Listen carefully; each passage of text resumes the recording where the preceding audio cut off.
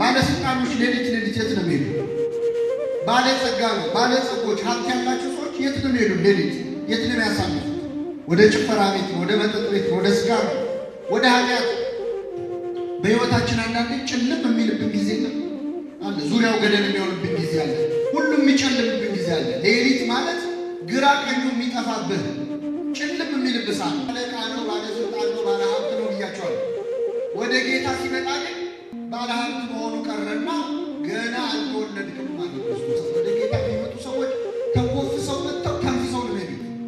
ደረጃቸውን አውቆ ነው የሚሄዱት።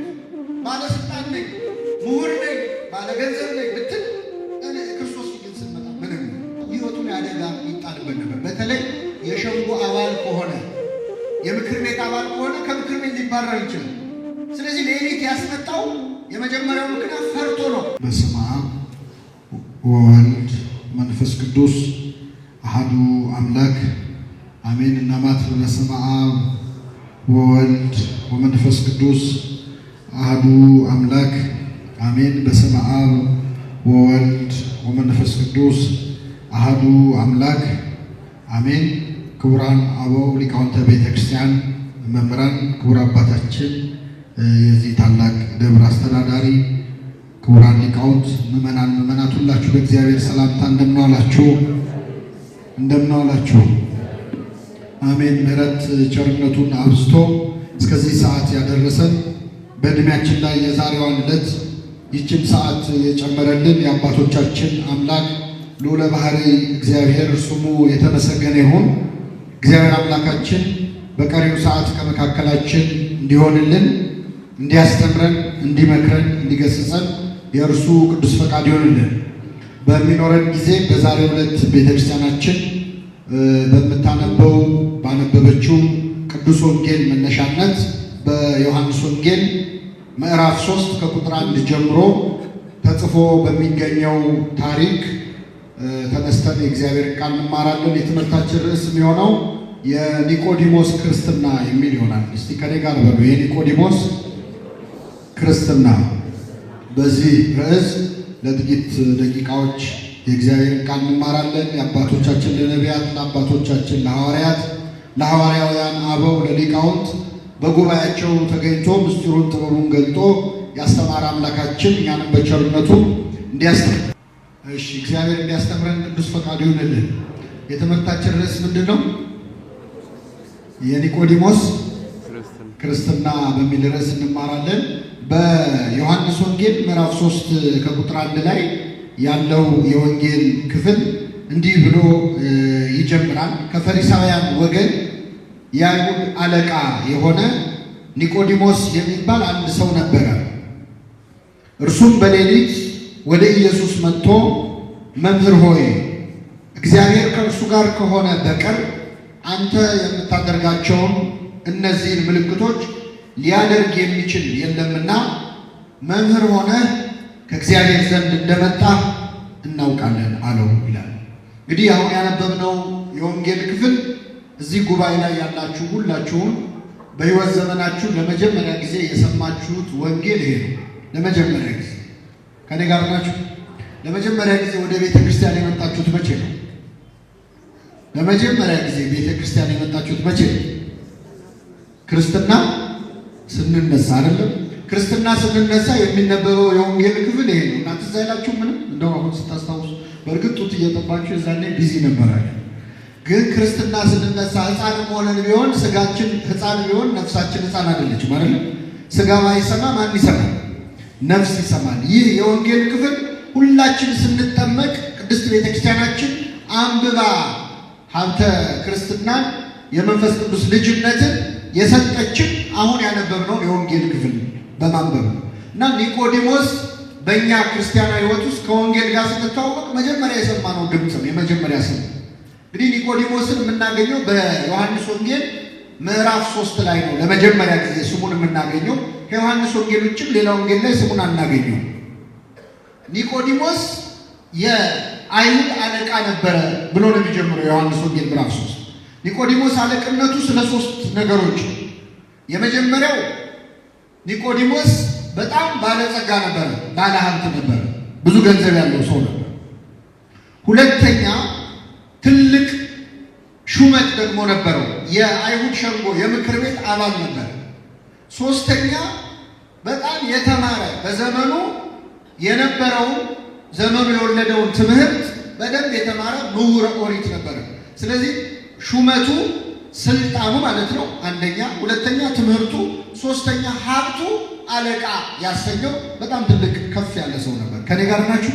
እነዚህ ሶስት ነገሮች ብዙ ጊዜ አብረው አይሆኑም ማለት ነው። ስልጣን ያላቸው ሰዎች ሀብት ሊኖራቸው ይችላል፣ ግን እውቀት አይኖራቸው። እውቀት ያላቸው ሰዎች ደግሞ ሀብት አይኖራቸው አይደለም፣ ብዙ ጊዜ አይገጥምም፣ አብረው አይሆኑም። ኒቆዲሞስ ግን ሶስቱን ነገሮች አስተባብሮ ያዘ። ትልቅ ሹም ነበር። በሌሊት ወደ ኢየሱስ ሄደ ይላል። በሌሊት ወደ ኢየሱስ ሄደ። በጣም ይገርማል። በሌሊት ወደ ኢየሱስ ሄደ የሚለው ቃል ምን ያሳየናል? ይህ ሰውዬ ባለስልጣን ነው። ባለስልጣኖች ሌሊት የት ነው የሚሄዱ? ባለጸጋ ነው። ባለጸጎች ሀብት ያላቸው ሰዎች የት ነው የሚሄዱ? ሌሊት የት ነው የሚያሳልፉት? ወደ ጭፈራ ቤት ነው፣ ወደ መጠጥ ቤት ነው፣ ወደ ስካር ነው፣ ወደ ኃጢአት። የተማሩ ሰዎች እናውቃለን የሚሉ ሰዎች ሌሊቶቻቸው ወደ ክርስቶስ የሚሄዱበት አይደለም፣ ከክርስቶስ የሚጣሉበት ነው ሌሊታቸው። ኒቆዲሞስ ግን በሌሊት ወደ ኢየሱስ ሄዶ ነበር። የመጀመሪያው ሰዓታት ቋሚ፣ የመጀመሪያው ማህሌት ቋሚ፣ ትጋሃ ሌሊት የሚያውቅ የሌሊቱን ግርማ ሌሊቱን ጸባ አጋንንቱን ድምፅ አራዊቱን ሳይፈራ በሌሊት ወደ ክርስቶስ ይገሰግስ ነበር። ወደ እሱ የምንገሰግስበትን ኃይል ያድለን አምላካችን። ስለዚህ ኒቆዲሞስ በሌሊት ወደ ኢየሱስ ሄዶ ነበር። ይሄ ትጋቱን ያሳያል። ለእኛ ደግሞ የሚሰጠን ትምህርት ምንድን ነው? በሌሊት ወደ ክርስቶስ መሄድ እንዳለብን ያሳያል። ልክ እንደ ኒቆዲሞስ ወደ ክርስቶስ በእግራችን መሄድ ብቻ አይደለም። ሌሊት ማለት ጨለማ ማለት ብቻ አይደለም። ክርስቲያኖች በሕይወታችን አንዳንዴ ጭልም የሚልብን ጊዜ አለ። ዙሪያው ገደል የሚሆንብን ጊዜ አለ። ሁሉም የሚጨልምብን ጊዜ አለ። ሌሊት ማለት ግራ ቀኙ የሚጠፋብህ ጭልም የሚልብህ ሰዓት ነው። ሲጨልምብህ መሄድ ያለብህ ወደ ክርስቶስ ነው። ምክንያቱም በክርስቶስ ዘንድ ጨለማ አይጨልምም። እስመ ጽልመት ይጸልም በኀቤከ። ክርስቶስ ባለበት ስፍራ ጨለማ አይደለም። የጽድቅ ፀሐይ ክርስቶስ ሲያበራ የትኛውም ጨለማ ውስጥ ብትሆን ያበራል። ሲኦል ውስጥ ብትሆን ክርስቶስ እስካለ ብርሃን ነው። እና ኒቆዲሞስ በሌሊት ወደ መድኃኒታችን ወደ ኢየሱስ ክርስቶስ ቀረበ ይላል። ወደ እሱ እንድንቀርብ አምላካችን ይርዳል። ቀረበና ምን አለው? መምህር ሆይ እግዚአብሔር ከእርሱ ጋር ከሆነ ሰው በቀር አንተ የምታደርጋቸውን ተአምራት ሊያደርግ የሚችል ማንም የለም። ስለዚህ ከእግዚአብሔር ተልከህ እንደመጣ እናውቃለን አለ። ተመልከቱ እንግዲህ መድኃኒታችን ኢየሱስ ክርስቶስ በዮሐንስ ወንጌል ምዕራፍ 2 ላይ ከዚያ በፊት ተአምር ሲሰራ ነበር። በቃና ዘገሊላ ውሃውን ወይን አድርጎ ነበር። ከዚያም በጌርጌሴኖን ወርዶ ተአምር አድርጎ ይህን ተአምር ሰምቷል ኒቆዲሞስ። ምን አለው? መምህር ሆይ አለው። የመጀመሪያው ንግግር መምህር ሆይ ነው። እሱ መምህር ነኝ ብሎ አልተኮፈሰም። ክርስቶስ ከናዝሬት ነው የመጣው ብሎ አልናቀው። መምህር ሆይ አለው። ከዛስ እግዚአብሔር ካንተ ጋር እንደሆነ አንተ የምታደርገውን ታምራት እግዚአብሔር ከእርሱ ጋር ከሆነ በቀር ሊያደርግ የሚችል እንደሌለ ከእግዚአብሔር ተልከህ እንደመጣ እናውቃለን። ራሱን ብቻ እንደሚወከለው ሌሎች አይሁድ ሹማምንትም እንደኔ አንተ በእርግጥ ከእግዚአብሔር ተልከህ እንደመጣ እናውቃለን ብሎ ለክርስቶስ መሰከረ። ጌታችን ምን ብሎ መለሰለት? እውነት እውነት እልሃለሁ ሰው ዳግመኛ ካልተወለደ በቀር የእግዚአብሔርን መንግሥት ሊያይ አይችልም አለ። በጣም ይገርማል። ጥያቄውና መልሱን ተመልከቱ። ኒቆዲሞስ ለክርስቶስ ሙገሳን ያቀረበለት መምህር ሆይ አንተ የምትሰራውን እግዚአብሔር ከረዳው በቀር እኮ ማንም አይሰራውም። አንተ እኮ ከእግዚአብሔር የተላክ መምህር ነህ ብሎ መምህሩን አመሰገነ፣ አወደሰ። ክርስቶስ ግን ምን አለው? መምህርን በማወደስ አይደለም የምትድነው፣ እኔን በማመስገን አይደለም የምትድነው። ሰው ዳግመኛ ዳግመኛ ካልተወለደ በቀር የእግዚአብሔርን መንግሥት ሊያይ አይችልም አለው። በጣም ይገርማል። ካልተጠመቀ በቀር ማለት ነው በኋላ ትርጉሙ። ይህንን ሲለው ኒቆዲሞስ በጣም ገርሞ ምን ማለቱ ነው? ከዛ ጠየቀ፣ ይህ እንዴት ሊሆን ይችላል? ሰው ዳግመኛ ወደ እናቱ ማህፀን ገብቶ ተመልሶ ሊወለድ ይችላልን ብሎ ጠየቀ። ክርስቶስ መለሰለት፣ እውነት እውነት እልሃለሁ ሰው ዳግመኛ ከውሃና ከመንፈስ ካልተወለደ በቀር የእግዚአብሔር መንግሥት ሊያይ አይችልም ማለት። ከምንና ከምን? ከውሃና ከመንፈስ አለ። ምን ማለት ነው? ከውሃና ከመንፈስ ምስጢረ ጥምቀትን እንደሚያሳይ አባቶቻችን ክርስትና ሲያነሱ በሚጸልዩት ጸሎት ለመጠመቅ የተዘጋጀ ውሃ ወደ ማየገቦ ይለወጣል። ወደ ክርስቶስ ከጎኑ ወደ ፈሰሰው ደም ይለወጣል፣ ውሃ ይለወጣል። የጎኑን ውሃ ተጠምቀን የጎኑን ደም ጠጥተን ነው ክርስቲያን የሆኑ። ስለዚህ ጸሎት ተደርጎበት ውሃው ወደ ማይገቡ ይቀየራል። ውሃና መንፈስ ናቸው ለእኛ መወለድ ምክንያት የሆኑት። ሰው ከውሃና አባቶቻችን ይላሉ ከአብራከ መንፈስ ቅዱስ ከማህፀነ ዮርዳኖስ እንደ ባልና እንደ ሚስት አንድ ሕፃን ልጅ ሲወለድ ከአባቱ አብራክ ከእናቱ ማህፀን ነው የሚወለደው።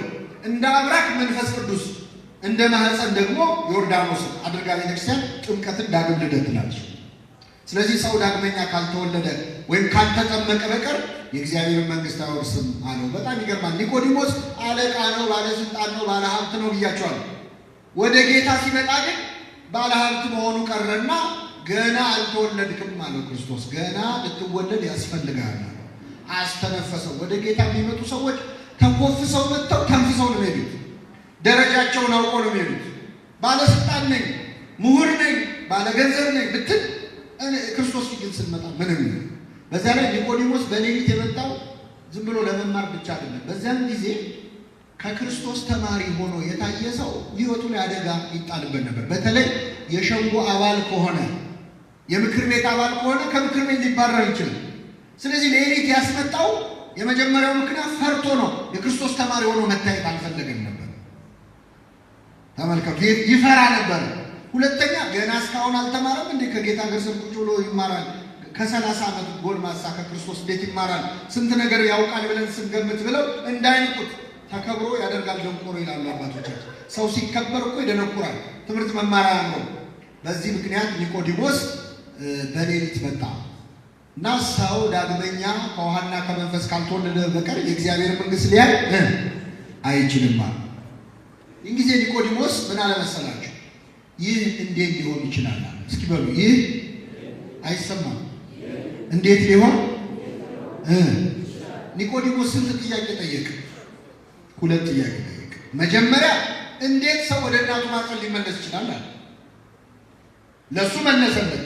እኔ ወደ እናቱ ማህፀን ተመለስ አላልኩም፣ ከውሃና ከመንፈስ ነው የምትወለደው አለ። ሁለተኛ ጥያቄ ጠየቀ። ምንድን ነው ጥያቄ?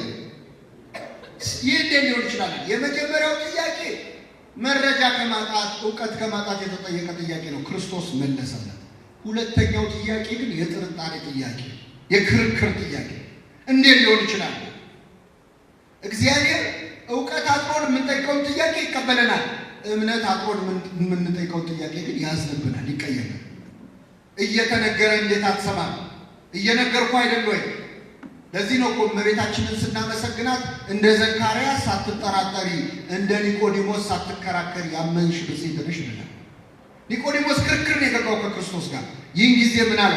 አንተ የአይሁድ መምህር ስትሆን ይህንን አታውቅም ማለት። አባቶቻችን ይላሉ ዓለም ደግሞ ገሰጸው ይላሉ። አንተ የአይሁድ መምህር ስትሆን ይህንን አታውቅም እንዲህ አለ። ዓለም ደግሞ መገሰጽ ማለት ምን መሰለህ? ክብሩን ጠብቆ መገሰጽ ማለት ነው። እየሰማችሁ አሁን እኛ ብዙ ጊዜ ሰዎችን ስንገስጽ ክብሩን ጠብቀን አንገስጽ። ይህንን አታውቅም እንዴ ነው የምንለው በቀጥታ። እሱ ምን አለ? አንተ የአይሁድ ምን ስትሆን። ከኔ ጋር ናችሁ? እስቲ ጠይቃቸው። አሁን አንድ ሰው መጥቶ አንተ ውሻ ከሚለንና የኔ ውሻ ከሚለን መልሱልኝ። ከአንተ ውሻና ከኔ ውሻ የት ይሻላል? አንተ ውሻ ስትባሉ ደስ ይላችኋል? የኔ ውሻ ስትባሉ ትሽኮረመማላችሁ፣ ትቅለሰለሳላችሁ። ግን ሁለቱም እኮ ውሻ ነው የተባለ። ንግግሩ አንድ ሆኖ ሳለ የምንናገርበት መንገድ ንግግሩን የበለጠ ተሰሚ ያደርገዋል። ዓለም ደግሞ መገሰጽ ማለት ነው። አንተ ትልቅ ሰው አይደለህ እንዴ? የተማርክ አይደለህ እንዴ? እንዴት ይሄ ይጠፋሃል ብሎ ተግሳጽ በጣም ጥሩ። ክርስቶስ የማያስተምረን የለም እኮ አክብሮ። አንተ የአይሁድ መምህር ስትሆን፣ የእስራኤል መምህር ስትሆን እንዴት ይህችን ነገር አታውቅም አለው ክርስቶስ። ከዛ ምን አለ? ከስጋ የተወለደ ስጋ ነው፣ ከመንፈስ የተወለደ ምንድን ነው? መንፈስ ነው። ከመንፈስ ትወለዳላችሁ ስላልኩ አታድንቅ ማለት የምትወለዱ ልደት የስጋ ልደት አይደለም፣ መንፈሳዊ ልደት ነው። ነፋስ ከየት እንደሚመጣ ወዴት እንደሚሄድ አይታወቅም። መንፈስ ቅዱስም ከየት መጥቶ ሕፃኑ ላይ እንደሚያደርግ ሲጠመቅ ተጠምቆ ልጅነት መቼ እንደሚሰጠው አይታወቅም። ይሄ የመንፈስ ቅዱስ ስራ ነው ብሎ ኒቆዲሞስን በሌሊት አፍሮ ወደ ክርስቶስ የመጣውን ተማሪ አስተማረው። የኒቆዲሞስን እድል ለሁላችን ያድለን። ይሄ የመጀመሪያው ኒቆዲሞስ ክርስትና ሲጀምር የተከሰተ ታሪክ ነው። ኒቆዲሞስን የዮሐንስ ወንጌል ላይ ግን የምናገኘው 3 ቦታ። ለሁለተኛ ጊዜ ኒቆዲሞስን የምናገኘው የዮሐንስ ወንጌል ምዕራፍ 7 ላይ ዮሐንስ ወንጌል ምዕራፍ 7 ላይ አንድ ነገር ተከሰተ። ክርስቶስ ሲያስተምር ሰዎች በትምህርቱ በጣም ከመደሰታቸው ብዛት በዋለበት እየዋሉ ባደረበት እያደሩ ቃሉን ይሰማሉ። እና ክርስቶስ ሲያስተምር ሰው የበዛ የጌታ ተከታዮች ብዙ እየሆኑ መጡ። ጸሐፍት ፈሪሳውያን ደስ አላላቸው። ይሄ ነገር ያሰጋናል። መጨረሻ 2 ወታደሮች ሮማውያን ጠሩና ደና ጉልበት ያላቸው እንደው ጠብደሎቹ ጠሩና ሂዱና የናዝሬቱን ኢየሱስን አስራችሁ ይዛችሁልን ነው አሏቸው። እሺ ብለው እነዚህ 2 ወታደሮች ክርስቶስን ሊይዙ ጉዞ ጀመሩ። ከኔ ጋር ናቸው? እግዚአብሔር ከሁላችን ጋር ይሁን። ከዛ 2 ወታደሮች ጌታን ሊይዙ ሲሄዱ ልክ እንደዚህ ጉባኤ ክርስቶስ ሕዝቡን ሰብስቦ እያስተማረ ወታደሮቹ ቆይ ትምህርቱን ይጨርስና ትምህርቱን ጨርሶ ሲሆን ልናስረዋለን ብለው ቁጭ እንበል ብለው ቁጭ አሉ። እያስተማረ ያለው ማን ነው? የእኛን የኃጢአተኞቹን ትምህርት እኮ ቁጭ ብላችሁ ትሰማላችሁ። የክርስቶስ ትምህርት እንዴት አይነት ነው? የእሱን ድምፅ መስማት ብንችል ደስ አይላችሁ? ብፁዕ ቅዱስ አቡነ ሽኖዳ ምነው ዛሬ አገሩን ያጥለቀለቀው የድምፅ መቅረጫ መሳሪያ ጌታ በነበረ ጊዜ በኖረ ኖሮ ይላል። ምነው ድምፁን በሰማ ነው ተቀርጾ በቀረ ኖሮ። አስባችሁታል? የጌታን ድምፅ ስትሰሙ የእሱ ድምፅ እኮ ይሰራል።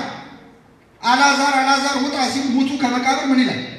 ይወጣል። አቤት ድምፁን! ስንት በሽተኛ ፈውሰንበት ነበር እያሰማ እና ቁጭ ብለው የጌታን ትምህርት ህዝቡ ሲማር 2 ወታደሮችም አብረው ቁጭ ብለው ሲማሩ ትምህርቱን መስጧቸው ቁጭ ብለው ደስ ብሏቸው ትምህርቱን ጨረሱና ትምህርቱ ሲያልቅ ረስተውት ወደ ቤታቸው ሄዱ። የመጡት ምን ሊያደርጉ ነበር? ክርስቶስ ሊያስሩት። ክርስቶስ ሊያስሩት የመጡትን ሰዎች በትምህርቱ ጣዕም የሚያስረሳ ሰው ትምህርት ነው የሚያስተምረው ጌታ። ይገርማቸዋል። ወታደሮቹ ተመለሱ ወደ ጸሐፍት ፈሪሳውያን። የታል አሏቸው። ምን አሉ? እንዴ አስራችሁ አልተባላችሁም ወይ? የታል ያዛችሁታል? ኧረ እኛ እስከ ዛሬ እንዲህ ያስተማረ ሰው አይተን አናውቅም እንዲህ ያለ ትምህርት ሰምተን አናውቅም አሉ። መሰከሩለት። ይህ ጊዜ ጸሐፍት ፈሪሳውያን ተበሳጩ። ምን አሉ መሰላችሁ? እናንተ ወታደሮች ስለሆናችሁ ነው፣ ምንም ስለማታውቁ እውቀት ስለሌላችሁ። የተማረ ሰው ብትሆኑ ኖሮ የእሱን ትምህርት አትማሩ ነበር። እስቲ አንድ የተማረ ሰው ቁጭ ብሎ የእሱን ትምህርት ሲማር አይታችሁ ታውቃላችሁ? ያለ አንድ የተማረ ሰው እስቲ የእሱ ተማሪ ያለው ያለ አለ የለም? ማ ኒቆዲሞስ። ይሄ ወሬ ሲጎራ ኒቆዲሞስ እዛ ቆሞ ይሰማል። እስቲ አንድ የተማረ ሰው ቁጭ ብሎ የጌታን ትምህርት ተምሯል ሲሉ ኒቆዲሞስ እዛ ቁጭ ብሏል። ኧረ እኔ ያለው ሄጄ እኮ በሌሊት ተምሬያለሁ እንዳይል ያስሮታል። ነገር ይመጣል። ዝም እንዳይል ደግሞ ቆጭ። እንዴት ያለ ነገር ተጨነቀ። ዝም እንዳይል የተማረው ትምህርት ቆጭ። ያንን ሁሉ ነገር ነግሮት በሌሊት ስለ ጥምቀት አስተምሮት እንዴት ዝም ይበል? እንዳይናገር ደግሞ የሚመጣበትን ያውቃል። ከዚያ ምን አለ? ሄደው ተምረው የክርስቶስን ትምህርት ሰምተው የመጡት 2 ወታደሮች ናቸው አይደል? እኛ ሄደን አልሰማንም፣ ባልሰማነው ነገር መፍረድ እንችላለን ነው? ህጉ እኮ አይፈቅድም አለ ኒቆዲሞስ። ብልጥ አይደለም? ቢያንስ ዋናውን ባያነሳ ትንሽ ስብሰባውን መረበሽም ጥሩ ነገር ነው አይደል? ይሄ ምን ማለት መሰላችሁ? በሃይማኖታችሁ አትፈሩ፣ በማተባችሁ አትፈሩ። የምትሰሩበት ቦታ፣ የምትማሩበት ቦታ፣ የምትነግዱበት ቦታ ክርስትናችሁ እንዲታይ የማትፈልጉ ከሆነ ኒቆዲሞስ መጀመሪያ የነበረበት ችግር አለባችሁ ማለት የመጀመሪያው ስቴጅ ላይ ነው ያላችሁት። ፈራ ተባለ። ደፍሮ እኔ እንዲህ ነኝ ማለት አቃተው። ብዙዎቻችን እንደዚህ ነን እኮ። ነጠላቸውን ጥፍጥፍ አድርገው እኮ ከቢሮ ሲወጡ ቤተክርስቲያን ለሚሄደው ለማለት የሚፈሩ ሴቶች አሉ። ቤተክርስቲያን ለመሳለም ጓደኞቹ ፊት የሚያፍር እኮ ጎረምሳ አለ። ክርስቶስ በእኛ ሳያፍር አሁን እኛ በእሱ ልናፍር ነው? እንዳናፍር በሆነ እና ኒቆዲሞስ ፈራ ተባብሎ እንዴ ህጋችን እኮ ሳያጣሩ መፍረድ አይፈቅድም ማለት። ይህን ጊዜ አይሁድ አንተ እኮ ስላልተማርክ ነው ሊሉት አልቻሉ። አንተ አልተማርክም ሊሉት አልቻሉ። ምክንያቱም ኒቆዲሞስ ምን ያለ ሰው? የተማረ ሰው ነው። በቃ እንመርምር እስቲ ነቢይ ኬት እንደሚነሳ መጽሐፍን መርምር ብለው ተበተኑ ወደ የቤታቸው። ይሄ ሁለተኛው የኒቆዲሞስ ክርስትና ደረጃ ነው። የመጀመሪያው ፍርሃት ነው። ሁለተኛው ፈራ ተባ ያለበት ነው። ሶስተኛው ልንገራችሁ እናበቃለን። ኒቆዲሞስን ለሶስተኛ ጊዜ የምናገኘው በዮሐንስ ወንጌል ምዕራፍ 19 ላይ ነው። በዮሐንስ ወንጌል ምዕራፍ 19 ላይ ኒቆዲሞስ እንደ መጀመሪያው ቀን በሌሊት ፈርቶ ክርስትናውን በድብቅ ላድርግ ሳይል፣ እንደ ሁለተኛው ቀን ፈራ ተባ ሳይል በአደባባይ ክርስትናውን የገለጸበት ቀን ነው። በአደባባይ መቼ ነው ካላችሁ ጌታችን መድኃኒታችን ኢየሱስ ክርስቶስ በመስቀል ላይ ተሰቅሎ በሞተበት ዕለት ዓርብ ዕለት ታስታውሱ ከሆነ ዓርብ ዕለት ጌታችን መድኃኒታችን ኢየሱስ ክርስቶስ 9 ሰዓት ላይ ነፍሱን ሰጠ። ልክ እንደሞተ አይሁድ ሐሳባቸው ምን እንደሆነ ታውቃላችሁ? መሰቀሉ ሳይበቃ የገሃነም ሸለቆ የሚባል አለ፣ ቆሻሻ መጣያ ቦታ። ስጋው እዛ እንዲጣል ነው የፈለጉት፣ እንዲቀበር አልፈለጉም። ማዋረድ ስለፈለጉ ማለት የሚቀብረው እንዲጠፋ። ይኸው መሲህ ቢሆን ኖሮ በእውነት እሱ ክርስቶስ ቢሆን ኖሮ እንዴት ስጋው እንዲተልከስክሶ ይወድቅ ነበር ለማለት እንዲያመቻቸው። ልክ ክርስቶስ ሲሞት ግን 2 የአይሁድ ሸንጎ አባላት ወደ ጲላጦስ ሄደው የኢየሱስን ስጋ ለመኑ ይላል። እስኪ በሉ የኢየሱስን ስጋ ለመኑ። ማናማ? ዮሴፍና ኒቆዲሞስ። ኒቆዲሞስ ጌታ በሞተበት ዕለት በትክክል እምነቱን ገለጸ። በጣም የሚገርማችሁ ጌታ እኮ ሞቷል፣ አያየው፣ ይታዘበኛል ላይ ሞቷል።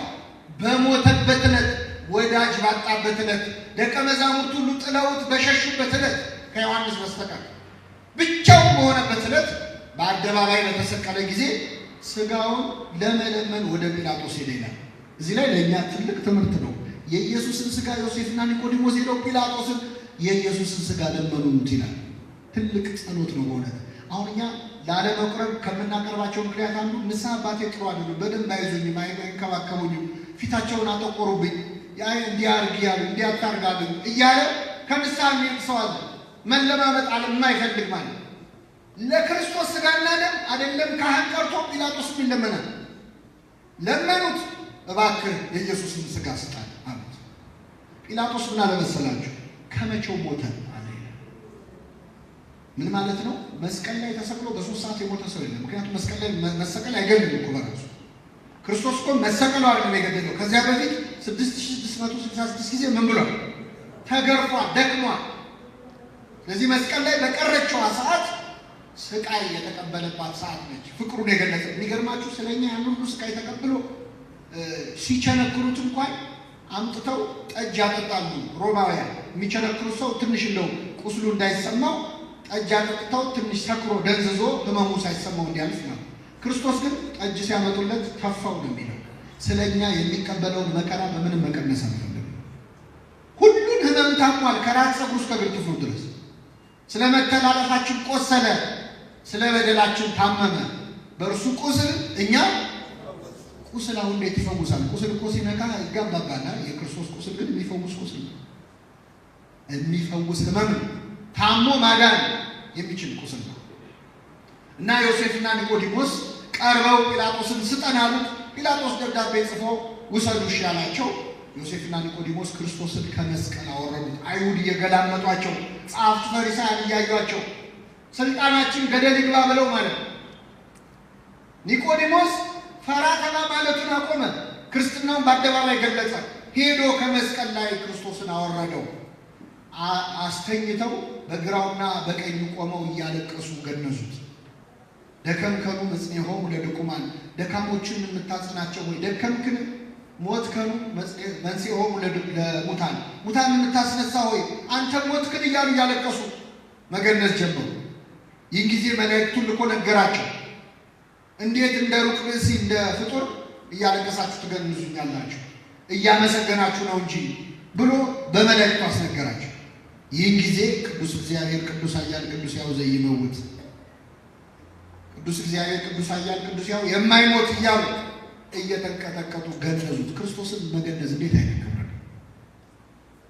ቅዱስ ኤፍሬም ሶርያዊ ዮሴፍና ኒቆዲሞስን ይጠይቃቸዋል። እንዴት ችላችሁ ገነዛችሁት? እንዴት አስቻላችሁ? ዓይንን የሚያበራውን አምላክ ዓይኑን እንዴት ከደናችሁት? ሽባ የሚፈውሰውን አምላክ እጆቹን እግሮቹን እንዴት አሰራችሁ? የታሰረውን የሚፈታውን ጌታ እንዴት አድርጋችሁ ፈታችሁ አሰራችሁ? እና ዮሴፍና ኒቆዲሞስ በክብር ገነዙት። ቤተክርስቲያናችን የዮሴፍና ኒቆዲሞስን ክብር በደንብ ተረድታለች። አሁን ቤተክርስቲያን ስትሳለሙ መጀመሪያ ወድቃችሁ መሬቱን ትስማላችሁ አይደል? ከዛ ግራውንና ቀኙን መሬቱን ስንስም መቃብሩን ነው እየተሳለምን ያለው። ግራና ቀኙን ስንስም ዮሴፍና ኒቆዲሞስን ነው የምናስታውሰው። አባቶቻችን ቅዳሴ ላይ ሲቀድሱ ንፍቁ ካህንና ሰራዩ ካህን ጸሎት ሲያደርጉ ምንድነው የሚለው? ሰራዩ ካህን ዋናው ካህን ምንድነው የሚለው? ጌታ ሆይ ይህ እኔንና ይህን አብሮኝ የሚቀድሰውን ካህን ስጋህን እንደገነዙ እንደ ዮሴፍና እንደ ኒቆዲሞስ አድርገን ይላል። የሕማማት ቀን ደግሞ ብትገቡ ቤተ መቅደስ ታያላችሁ ተአምር። የክርስቶስን ልክ እንደተገነዘ ሆኖ ሁለት ካህናት ይዘው 41 ጊዜ እየተዞረ እግዚኦታ እየተባለ እነሱ የተሰማቸውን እንዲሰማን የሚያደርግ ጸሎት አለ። የትንሣኤ ሰሞን ደግሞ ገና ቅዳሴ ስንጀምር ሃሌሉያ ዮሴፍ ኒቆዲሞስ ገነዙ ወደ ኢየሱስ። ዮሴፍና ኒቆዲሞስ ኢየሱስን ምን አሉት? ገነዙት እያለ ነው ቅዳሴ የሚጀምረው። ክርስቶስን መገነዝ እንዴት ያለ ክብር ነው! ክርስቶስን መገነዝ ትፈልጋላችሁ ይላል ቅዱስ ኤፍሬም ሶርያዊ። ኤፍሬም ሶርያዊ ይገርማችኋል፣ መገነዝ ይፈልግ ነበር እና ምን ያደርጋል መሰላችሁ? በጠዋት ይነሳና በማታ ይወጣና ሌሊቱን ሙሉ ጎዳና ተዳዳሪዎች ነዳያንን በተኙበት ይፈልጋል። ከመሃላቸው የሞተ ካገኘ ደስ ይለዋል፣ ይገንዘዋል። ሲመለስ ፊቱ በርቶ ይመለሳል። ምን ነው ምን አግኝተህ የተደሰትከው ሲሉት ክርስቶስን አግኝቼ ገነዝኩት ይላል። ደሃን ማብላት ክርስቶስን ማብላት ከሆነ ደሃን መገነዝ ማን መገነዝ ነው? ክርስቶስን መገነዝ። ስለዚህ ኒቆዲሞስ በቤተክርስቲያናችን እጅግ ትልቅ ክብር ያለው ቅዱስ ነው። ቀስ እያለ በፍርሃት የጀመረ ክርስትና ከዛ ፈራ ተባ ወደ ማለት ከዚያ ደግሞ በአደባባይ ስለ ክርስቶስ ወደ መመስከር ሰማዕትነት እኮ ነው። ሰማዕትነት ከዚህ በላይ ምን ሰማዕትነት አለ? እና ክርስትናችን የምንሞትለት መከራ የምንቀበልለት ልታምኑ ብቻ አይደለም የተጠራችሁት። እንደነ ቅዱስ አግናጢዎስ ልታምኑ ብቻ ሳይሆን መከራን ምን ልትሉ ልትቀበሉ። ክርስቶስ ይቺ ጽዋ ከኔ ትለፍ ብሎ ለሁላችን ያስተላለፈው መከራውን ነው። ከኔ ትተላለፍ፣ ከኔ ወደ ቀጣዩ ትውልድ ትሂድ ብሏል። ስለዚህ ክርስቶስን የጠሉ ሁሉ ክርስቲያኖችን ይጠላሉ። በዓለም ሳላችሁ መከራ አለባችሁ፣ እውነት እላችኋለሁ እኔ ዓለምን አሸንፌዋለሁ ብሏል። እና ኒቆዲሞስ በዛሬው ዕለት የምናስበው ታላቅ ቅዱስ ነው። በረከቱን ያሳድርብን፣ የሰማነውን በልቡናችን ያሳድርብን።